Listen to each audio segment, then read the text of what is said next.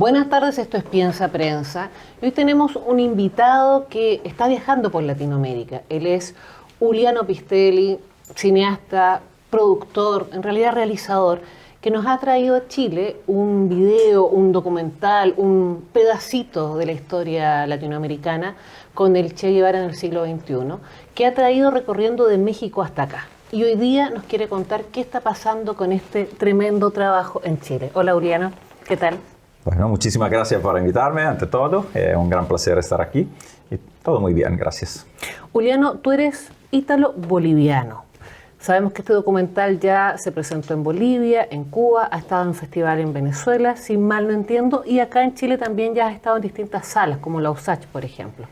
Cuéntanos un poco de qué se trata este Che en el siglo XXI, cómo se hace ese trabajo. El documental sí es un documental que es fruto de un trabajo bien largo. Solamente de edición he tardado 10 años, que no es lo normal, digamos, pero así fue. Y entonces, y es un trabajo un poco un trabajo de vida, ¿no? O sea, porque viene al final de un camino de acercamiento progresivo a lo que es la figura del Che, todo su legado también. Entonces, por eso que he tardado también tanto en editarlo, ¿no? Y el documental tiene un enfoque bastante particular, es bien diferente de lo que se ha visto de filmaciones, de que sea documental o ficción sobre el tema. Y es por eso que lo hice. Tampoco uno dedica 10 años de vida por hacer algo que ya se ha visto. O sea, tendría poco sentido, ¿no?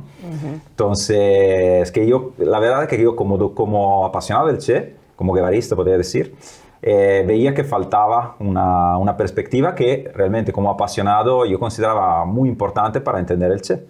Entonces, por esto que hasta te diría que por esto que empecé a estudiar cine, porque yo soy ingeniero electrónico y mientras estaba terminando los estudios de ingeniería, ya empecé a estudiar cine con la idea de algún día hacer una película sobre el Che. Así que estoy en eso, he cumplido con esta etapa, digamos. Tú te tardas 10 años, pero es porque, como comentábamos, acá hay un trabajo de una recolección, ¿no? Tú has levantado testimonios, te has preocupado de ver como la compositiva, la red de la vida del Che, por dónde fue pasando, los vínculos. ¿Qué podrías contarnos de eso? ¿Cuál es el resultado, lo que transmite finalmente? Sí, el documental habla, te diría, más de la idea del Che que no del Che en sí. El Che es un ejemplo para mí. Eso es un tema importante. Muchas veces se escucha decir el Che no es un mito, es un ejemplo, ¿no? Pero hay que volverlo ejemplo realmente. O sea, porque he escuchado realmente muchas veces comentar, no, yo quiero más, me interesa más el lado humano, ¿no? Pero el lado humano después hay que trabajarlo realmente. Entonces, ¿cómo se humaniza un mito? Porque el Che es un mito inevitablemente, pero ¿cómo se humaniza? Por ejemplo, mostrando también los momentos de debilidad. ¿Y cuántas veces en documentales sobre el Che se ven momentos de debilidad? Muy poco.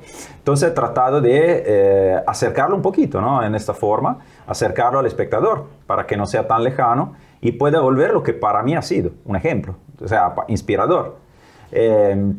Para llegar a eso es bastante compleja la estructura del documental. Se empieza con el punto de vista de los hijos de los guerrilleros que lucharon con el Che.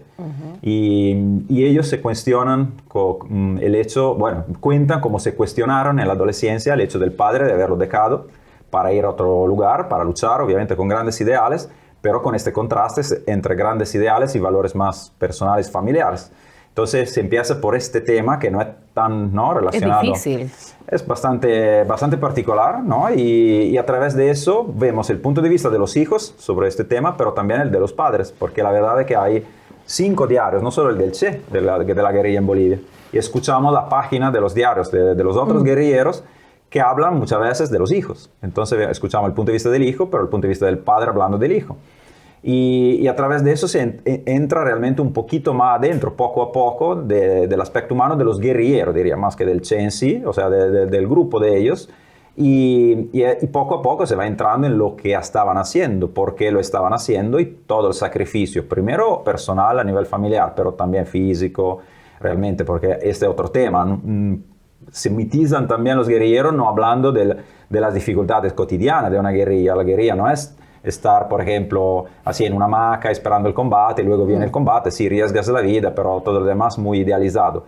No, es no tener comida, no tener para tomar, tomar agua de río, que entonces te da problemas intestinales, no decimos de qué tipo, pero se entiende, y ser picado por miles de bichos diferentes que te dan, bueno, molestia, y, o sea, muchísimo perseguido por el ejército, o sea, la vida es bien dura. Entonces, a través de todo este sacrificio, también rescatar un poquito el sentido de lo que estaban haciendo, y a través de eso seguimos paralelamente, como digo, el camino de los hijos, que después con el tiempo, bueno, no quiero spoilerar demasiado, pero bueno, esa es la primera parte, ahora ya estamos presentando la segunda, pero en la primera parte vemos como los hijos se han dado cuenta con el tiempo, gracias al trabajo de las madres, de hablarle y todo, de cómo sí no han tenido un padre al lado, pero han tenido un ejemplo a seguir. Y de hecho, la cosa muy, muy linda de ellos es que, diría todos, han tratado de ser consecuentes con el legado del padre, y muchos de ellos han hecho misiones internacionalistas, por ejemplo, como médicos, o sea, porque también el tiempo pasado, ¿no? Entonces, de ahí se va un poquito hablando del internacionalismo, que es una de las grandes temáticas para mí tan actual del pensamiento del Che, y la solidaridad internacionalista, que acá en Chile es bien fuerte, después podemos hablar de eso. Y digamos que esta ya es la primera parte. La segunda parte se profundiza un poquito más los últimos días de la guerrilla y de la guerrilla en Bolivia, con los dos sobrevivientes de la guerrilla que cuentan realmente como si estuviera pasando en ese momento. Muy fuerte el cuento de ellos y muy emocionante, muy, muy fuerte. Y no, en serio. Me encanta porque te apasiona. Claro. Y de ahí, bueno, se termina, digamos, ahora lo hago más rápido, pero se termina un poco con la pregunta de qué es ser revolucionario hoy en el siglo XXI. Entonces, la actualización del pensamiento, ¿no? ¿Qué es ser revolucionario hoy en época donde no hay guerrilla, donde entre drones y satélites no sería ni posible, por lo menos no como a esa época? Entonces, ¿qué es ser revolucionario? Porque el Che le daba un significado muy ético a la palabra. O sea, el significado, ante todo, de la primera revolución hay que hacerla dentro de uno. Entonces, eso es lo principal y es lo que falta totalmente para mí. Se habla mucho de revolución social, pero lo que lo hablan muy pocas veces han hecho la revolución interior. Y según el Che, y yo estoy totalmente de acuerdo, no se puede hablar de revolución social sin haber hecho la revolución interior, porque ya se vuelve algo falso. Juliano, ¿qué edad tenías cuando partiste con este documental? Así ya grabando, tomando las primeras imágenes. Es que, bueno, las primeras imágenes son de 2002, o sea, hace 24 años, porque las primeras imágenes, pero claro, estas no eran filmadas para hacer un documental. Es que yo estaba acercándome a la historia, fui a conocer los lugares de la guerrilla, también tengo anexos bastante interesantes, y filmaba simplemente mi experiencia. Te lo pregunto un poco por eso, porque cuando digo traes imágenes, porque tú vas haciendo una recolección, es un levantamiento. ¿Y las últimas a qué época estamos ya? El documental, digamos, la última filmación son la entrevista que saqué a los hijos de los guerrilleros y a los sobrevivientes de la guerrilla en Cuba en 2009. O sea que ya son 17 años, pero después ha pasado 10 años de edición. Bueno, luego ha venido que mientras estábamos para presentar el documental en Bolivia en 2019, llegó el golpe. Y después la COVID.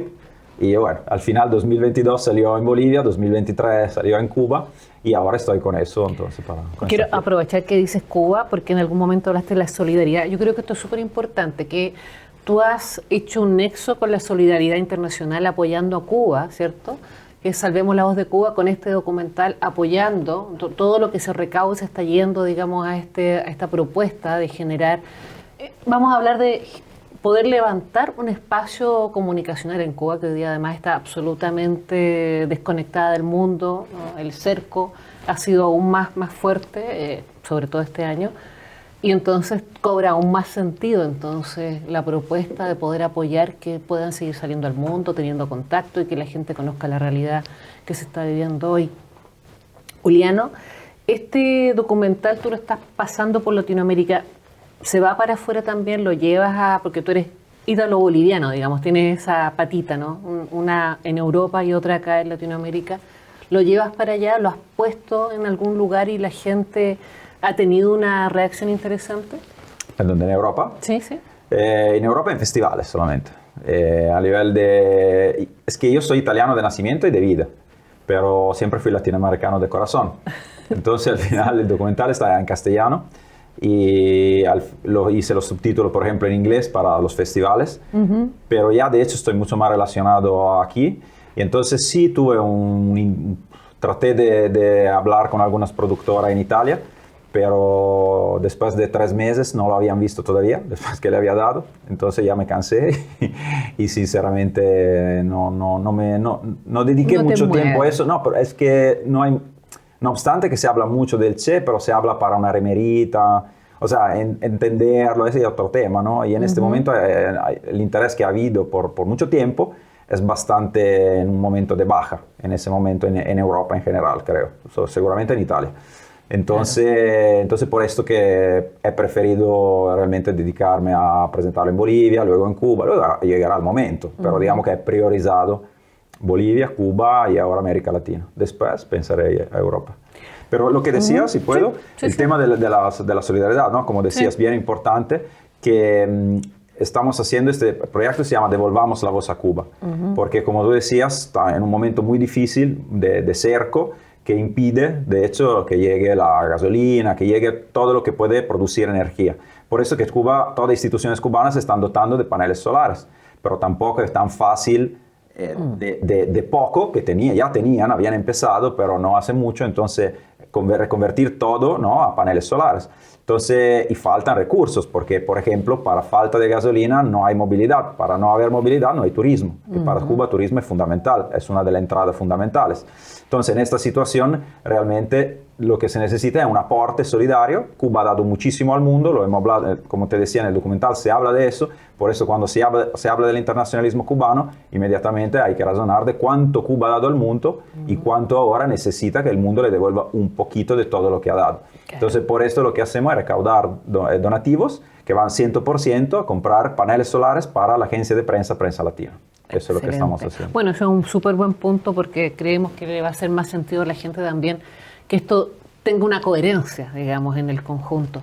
¿Qué es lo que a ti más te llamó la atención de estos testimonios? Porque además me imagino hay gente mayor, ¿no? Muy mayor hoy día. ¿Qué edad tendrán los hijos de los compañeros de guerrilla del Che? Gente de 70, 80 años. Bueno, en 2009 la entrevista, entonces eran como, en ese momento tenían como 50, porque eran muy pequeños cuando se fueron los padres. Entonces, algunos tenían 1 año, otros 5 años, por eso algunos no tienen ningún recuerdo, otros tienen algún pequeño recuerdo.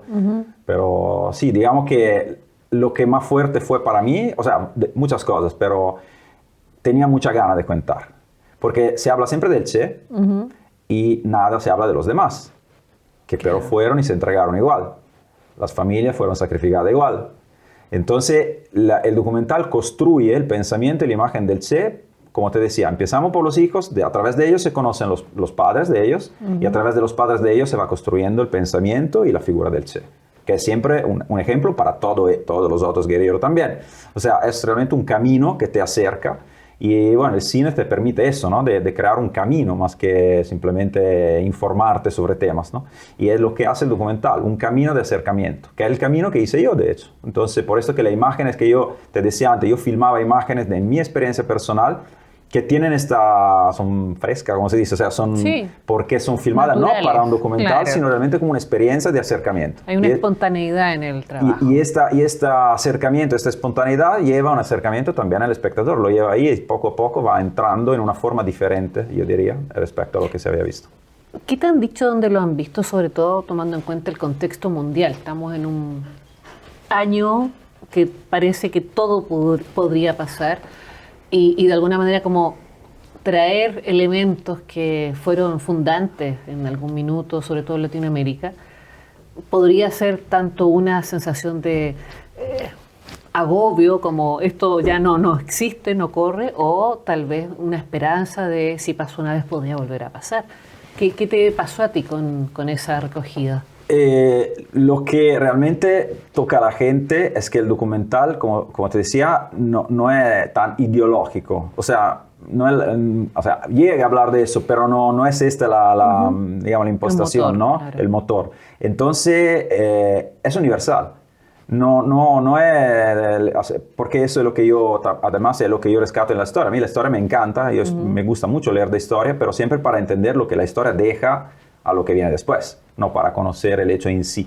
Y lo mismo hago con este documental. Entonces, el legado del Che, pero digamos así, lo que realmente nos permite poder de alguna forma tener un ejemplo, que para mí el Che, como te decía, es un ejemplo, siempre lo fue, y entonces esta parte es la que llega a la gente.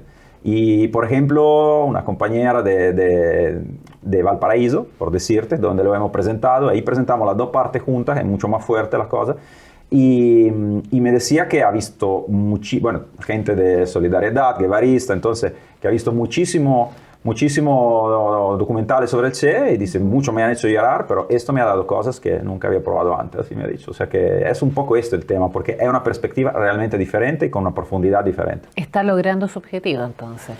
Sí, sí. Me imagino, ¿no? Aportar una nueva textura.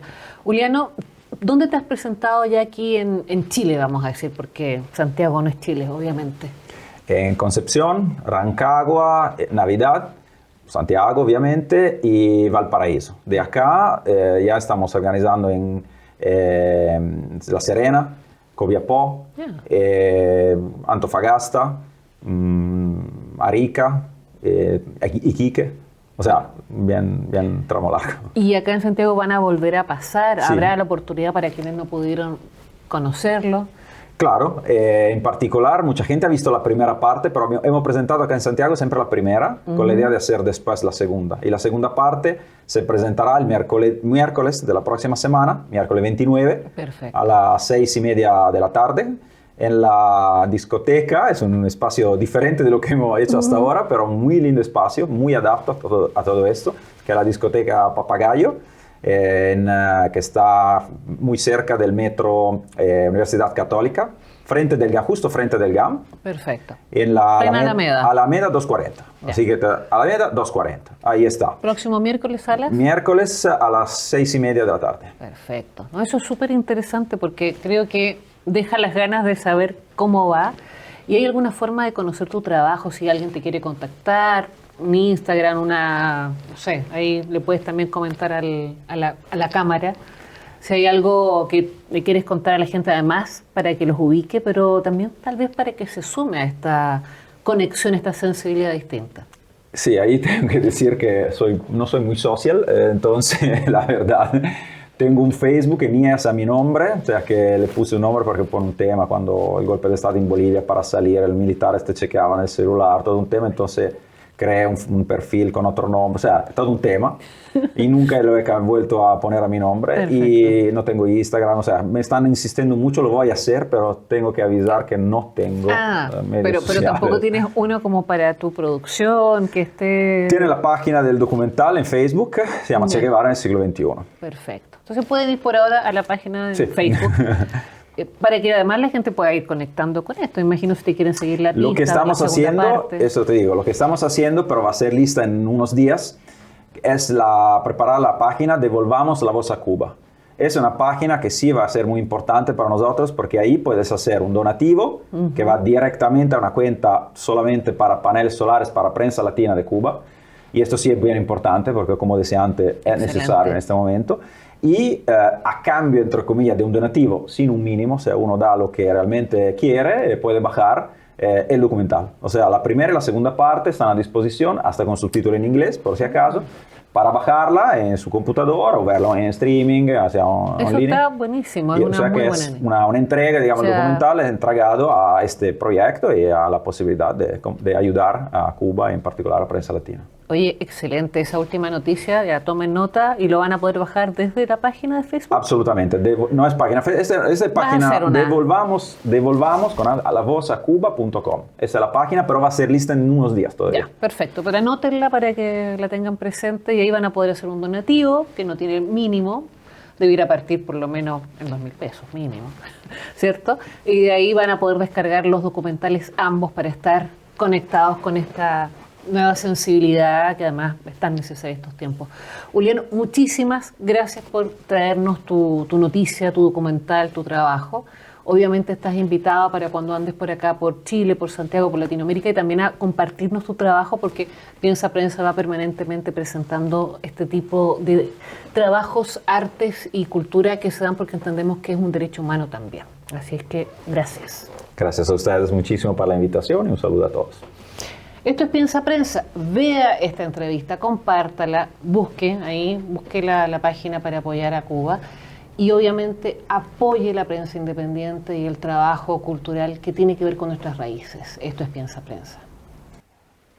Amigas y amigos, compañeras y compañeros, para poder ver la próxima semana, el miércoles 29 a las 6:30 de la tarde, en la discoteca Papagayo, de la frente del GAM, en la Metro Universidad Católica, la segunda parte del documental Che Guevara en el siglo XXI. Yo le recomiendo ver antes la primera parte, obviamente.